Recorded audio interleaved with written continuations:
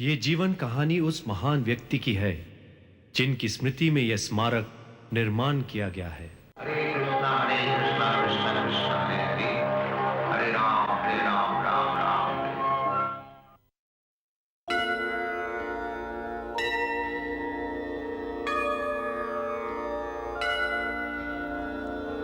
संसार दावा नलनीहलोका त्राणाय कारुण्यं घनघनात्वं। संसार दावा नलनीहलोका त्राणाय कारुण्यं घनघनात्वम्। प्राप्तस्य कल्याणं गुणनवस्य वन्दे गुरो श्री चरणारविन्दम्। वन्दे गुरो श्री चरणारविन्दम्। वन्दे गुरो श्री चरणारविन्दम्। वन्दे गुरो श्री चरणारविन्दम्। पिछले भाग में हमने देखा जुहू की घटनाएं, भाग 2, नायर का भक्ति वेदांत स्वामी के प्रति दुर्व्यवहार। अब आगे। कंस तो शुरू से ही एक शैतान था और उसने वैष्णवों को सताने के लिए उन्हें बेड़ियों में अनंत काल के लिए जकड़ दिया। उसने राक्षसों को आदेश दिया कि साधु संतों को सताएं और फिर उसने अपने घर में प्रवेश किया। लेकिन ऐसे कर्मों से स्वयं की उम्र घटती है। राक्षसों ने अपना काम शुरू कर दिया और एक एक कर मृत्यु को प्राप्त होते गए। साधु संतों को सताने पर केवल अकाल मृत्यु ही नहीं होती है, यह काम ऐसा होता है कि इसे करने वाले की सुंदरता, उसका नाम और उसके धार्मिक सिद्धांत भी दम तोड़ने लगते हैं। और किसी भक्त के विरुद्ध अपराध तो परम पिता परमात्मा के विरुद्ध किए गए अपराध से बड़ा है। और विष्णु रूप में भगवान के चारों हाथों में एक एक हथियार हैं।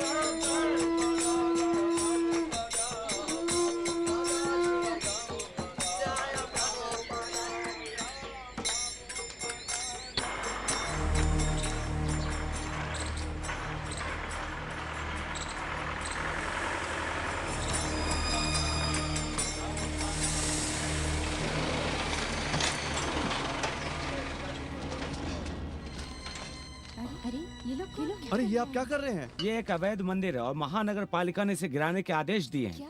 नहीं, आप ऐसा मत कीजिए। मेरे पास आदेश है। चलो उस तरह से तोड़ना शुरू करो। चलो चलो रुकिए तो आप लोग रुकिए, आप लोग रुकिए। देखिए देखिए ऐसा मत कीजिए। चलो अरे रुकिए, सब हटाओ यहाँ रुक से। जाइए, रुक जाइए, रुक जाइए। अरे क्या हो रहा है? अरे ऐसा मत कीजिए। तुम उधर करो, तोड़ना शुरू करो। देखिए इस पत्र में लिखा है कि ये मंदिर इस्कॉन का है और इस्कॉन को भारत सरकार से मान्यता प्राप्त है। देखिए, देखिए तो सही। अरे ये हिंदुओं का मंदिर है और हिंदू ही इसे तोड़ रहे हैं। ये लोग ऐसा कैसे कर सकते हैं? तुम उनकी मदद करना चाहती हो तो जाओ अपनी गिरफ्तारी दो, जाओ जल्दी।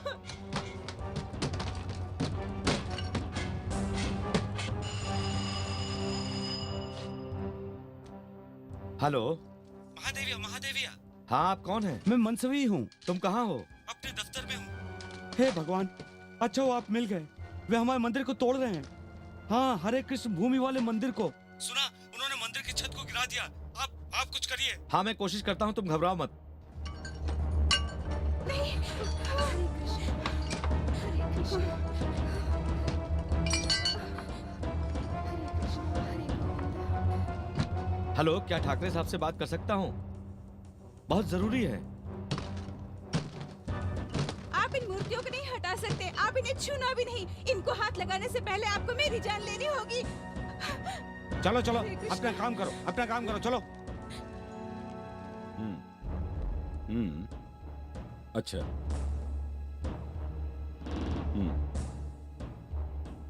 ठीक है, मैं अभी देखता हूँ। छोड़ो मुझे, छोड़ो, हटो। बचाओ मुझे, बचाओ। चलो यहाँ से। अरे छोड़ो मुझे, छोड़ो, चलो, छोड़ दो अरे मुझे। चलो। जाओ, नहीं।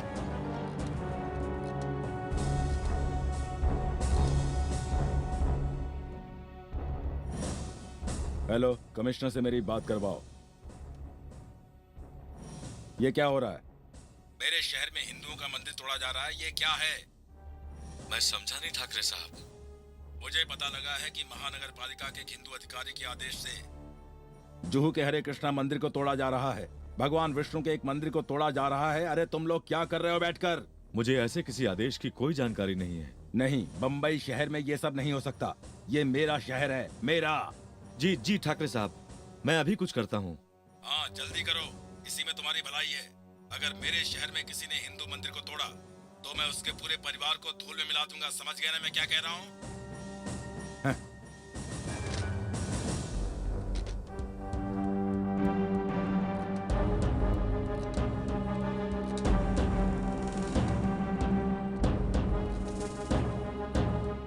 भोसले जी साहब। मैंने सुना है कि तुम्हारे आदमी जुहू में एक मंदिर को तोड़ने गए हैं। अब इन कामों के लिए भी घूस लेने लगे हो तुम। कितने पैसे मिले हैं तुम्हें? अब जल्द से जल्द उन्हें रोको, नहीं तो हम दोनों की नौकरी चली जाएगी। ये एक धार्मिक देश है, भले ही कितना भी पैसा क्यों ना मिले, कभी किसी मंदिर को गिराने का काम मत करना, नहीं तो एक दिन सड़क पर आ जाओगे। अब उन्हें तुरंत रोको, ये मेरा आदेश है। जी, मैं अभी तुरंत कुछ करता हूँ।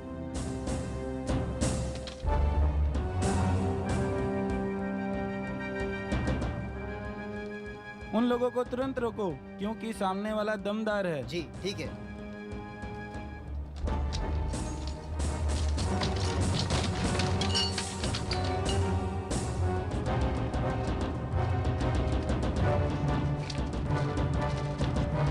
इसे तोड़ डालो।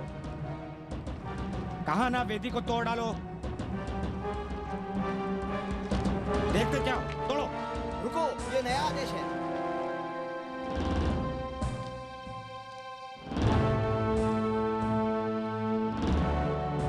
ठीक है, चलो सब लोग।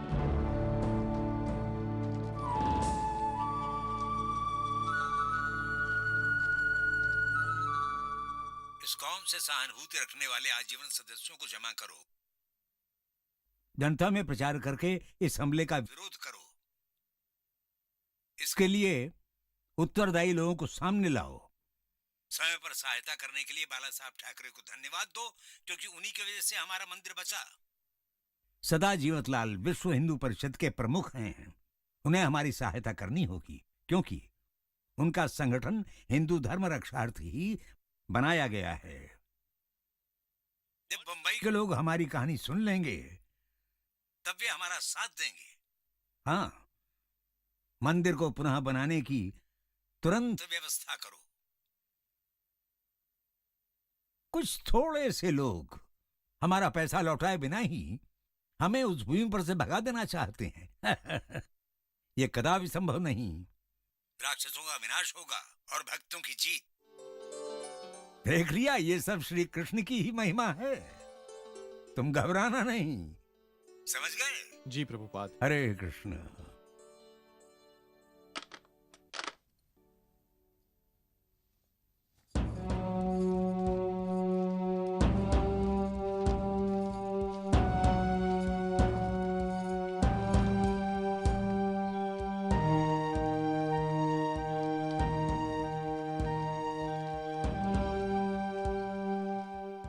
आप सभी सम्मानित हिंदू हैं। आप अपने धर्म को जानते हैं। आप जानते हैं कि हम क्या कर रहे हैं। हम तो बस दुनिया को आपके धर्म, आपकी संस्कृति के बारे में बताना चाहते हैं। और उन लोगों ने यहाँ आकर अपने ही देश के एक हिंदू मंदिर को नष्ट कर दिया, उसे गिरा दिया। ये गलत हुआ है और हमें आपकी सहायता चाहिए। अगर आप लोगों ने हमारी सहायता नहीं की तो वो इसी तरह से परेशान करते रहेंगे। हम तो बस लोगों को भगवत गीता का पाठ पढ़ा रहे हैं। आप तो जानते हैं कि भगवत गीता क्या है। यही बात हम दुनिया को बताना चाहते हैं। यही हम आपसे भी कह रहे हैं। इस मंदिर में कई मूर्तियां हैं और ये लोग उसे तोड़ रहे हैं। पर्चे में सब लिखा है। आज फैसले का दिन, क्या फैसला आने वाला है? पता नहीं जज साहब क्या फैसला सुनाएंगे। मंदिर इनके पास, आप उनसे पूछिए। सारे पेपर्स क्लियर हैं? सुनिए, मैंने तो सोचा था हम विदेशियों से लड़ रहे हैं, पर ये तो बम्बई के नागरिक हैं। केवल आम लोग ही नहीं, साथ साथ प्रभावशाली लोग भी हैं। हाँ, लेकिन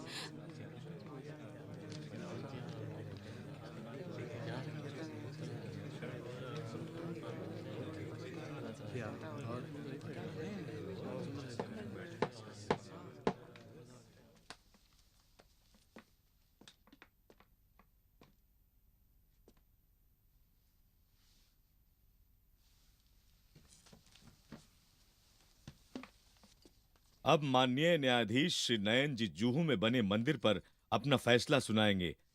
ये मामला international society of Krishna consciousness और बंबई जुहू निवासी श्रीमती नायर के बीच चल रहा था। मैंने इस मामले को पूरे ध्यान से देखा है। कभी कभी ही हमारे सामने इतना बड़ा मामला आता है जिसके साथ देश की विरासत की प्रतिष्ठा का संबंध होता है और जो हमारी धार्मिक विरासत का दर्पण भी होता है। नगरपालिका न्यायालयों और आदेशों की अवहेलना कर international society for Krishna consciousness ने अपराध किया है, पर वो उसके सामने कुछ नहीं, जिस तरह से महानगरपालिका ने जवाबी कार्रवाई की है। मुझे पता लगा है कि वहां मंदिर बन गया था और जो बन गया वो बन गया। कोई भी मंदिर को नष्ट नहीं कर सकता। Case dismissed. हरि बोल, हरि बोल, अभिनंदन, सब ठीक हो गया। हरे कृष्णा, हरे कृष्णा। अच्छा होगा कि श्रील प्रभुपाद श्रीमती नायर से मिलकर इस मामले को समाप्त कर दें। हाँ, प्रभुपाद भी यही चाहते हैं। वे कब तक लौटेंगे? 2 हफ्ते बाद। मैं मिलने की व्यवस्था करता हूँ। ठीक है। देखिए, हमें अभी तुरंत 12 लाख रुपए दे दीजिए और इसके अलावा भुगतान में हुई देरी के एवज में 50,000 और दीजिए।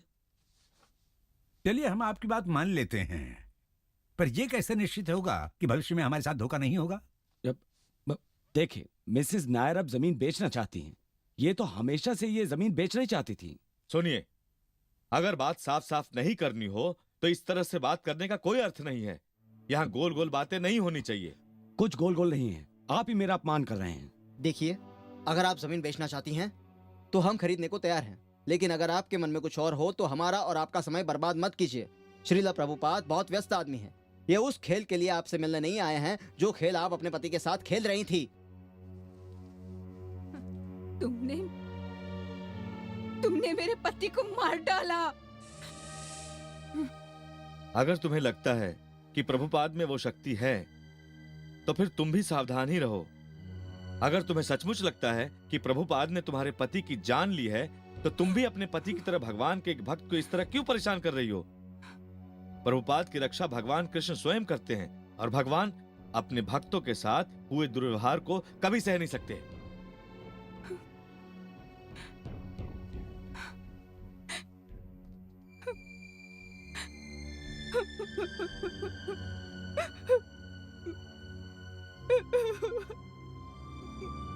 क्षमा कीजिए, मैंने जो भी किया उसके लिए क्षमा चाहती हूँ।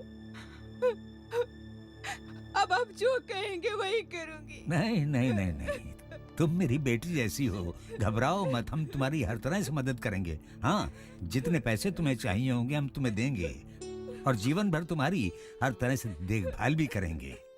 चिंता मत करो।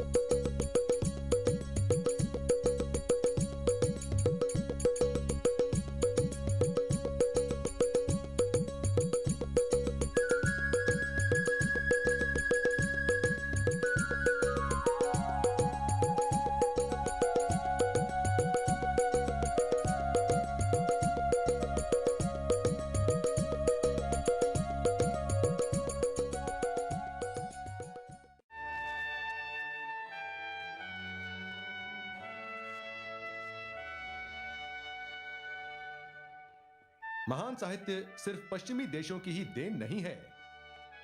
दार्शनिक हेगल ने पहचाना कि दुनिया भर में पहचाने जाने वाले ज्यादातर शानदार कामों में से कुछ तो भारत की ही देन है। मैं पिछली क्लासेस में भी बता चुका हूं कि 19वीं और 20वीं सदी के विचारकों और लेखकों को एक ऐसी प्राचीन संस्कृत टेक्स्ट भारत से प्राप्त हुई जिसने उन्हें मंत्रमुग्ध कर उनके अपने कुछ कामों के लिए प्रेरित किया। यह टेक्स्ट भारत की बाइबल है और उसे जाना जाता है भगवत गीता के नाम से।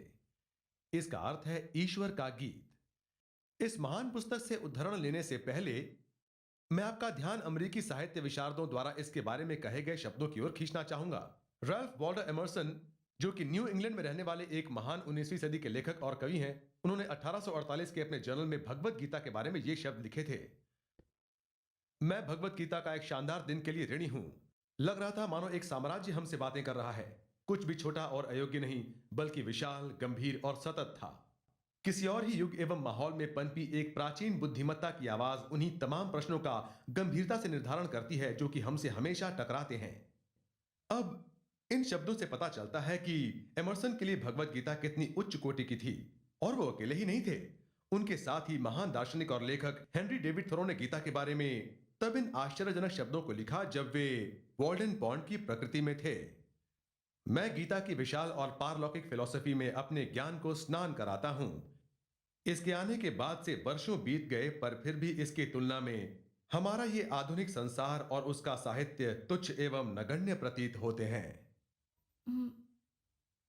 वो क्या था जिसने इन महान लेखकों को आकर्षित किया भगवत गीता की ओर?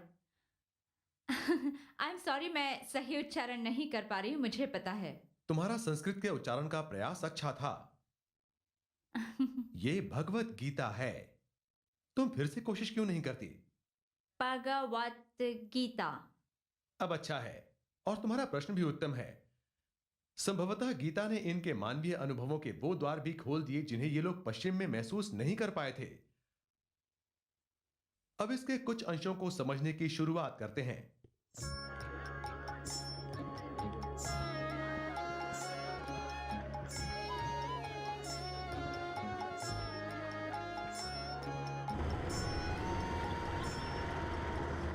मुझे वापस आकर बहुत खुशी हो रही है। मुझे भी आपको रिलैक्स देखकर बहुत खुशी हो रही है स्वामी जी। तुमने कहा था कि तुम यहाँ आ चुके हो। यहाँ कैसा लगा तुमको? मैं तब बहुत ही अलग था। मैं भारत आध्यात्मिक जीवन की खोज में आया था। पर उसका मतलब ही मुझे ज्ञात नहीं था। मैं बादलों की तरह तैर रहा था। अनुभव तो काफी अच्छा रहा, परंतु उसमें आध्यात्मिक कुछ भी नहीं था। हाँ। मैं समय के साथ बहता जा रहा था। जब मैं बनारस में था तो प्रायः गंगा के किनारे जाकर बैठ जाया करता था। मैं कई साधुओं से भी मिला, पर मुझे प्रभावित कर सकने वाला कोई भी नहीं मिला। मुझे प्रसन्नता है कि तुम प्रभावित नहीं हुए, अन्यथा तुम मेरे पास बिल्कुल नहीं आते। ये मेरा सौभाग्य है स्वामी जी।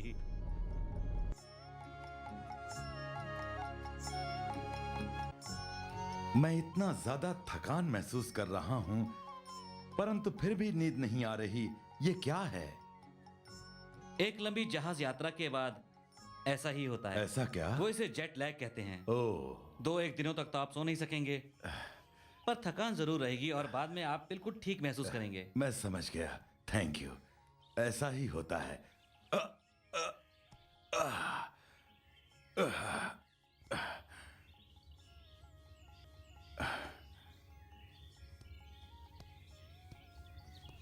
प्रणाम स्वामी जी।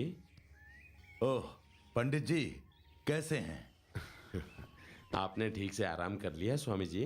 ठीक से तो नहीं, मैं थकान महसूस कर रहा हूं, पर सो नहीं पा रहा। कीर्तनानंद कह रहे हैं कि लंबी हवाई यात्रा के बाद अक्सर ऐसा सबको हो जाता है। वे लोग इसे जेट लैग कहते हैं। मैं सुबह कुछ लोगों से मिलने गया था, बस अभी आया हूं। ओह, अब तुम जा सकते हो। मैं यहाँ कुछ समय बैठकर पंडित जी से बातें करूंगा। धन्यवाद स्वामी जी। तो अमेरिका कैसा लगा स्वामी जी? बहुत ही अच्छा लगा। बहुत सारे युवक युवतियां कृष्णा के भक्त बन रहे हैं, जबकि वो पहले से नहीं जानते थे कि श्री कृष्ण कौन है।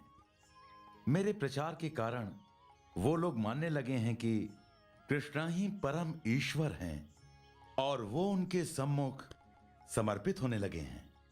देखिए कृष्ण पंडित जी, मेरा अटूट विश्वास है कि एक दिन श्री चैतन्य महाप्रभु की भविष्यवाणी अवश्य पूर्ण होगी।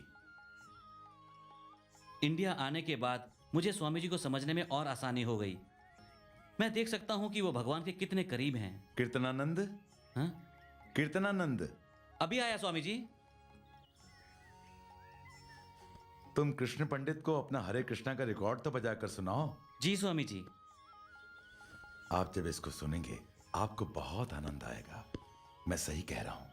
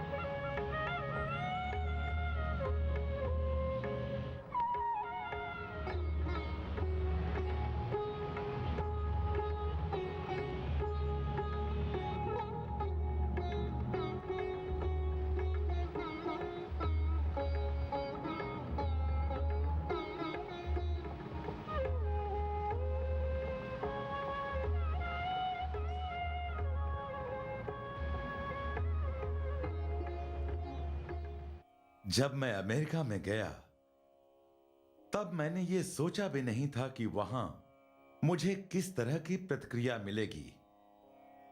शुरुआत में थोड़ा कठिन जरूर था, लेकिन कृष्णा का आशीर्वाद हमेशा मेरे साथ था।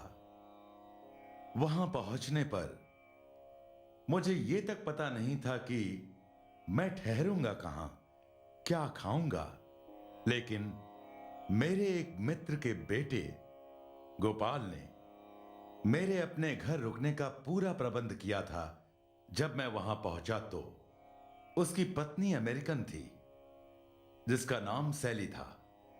वो बहुत अच्छी लड़की थी और बिल्कुल मेरी बेटी की तरह मेरा ध्यान रखा करती थी।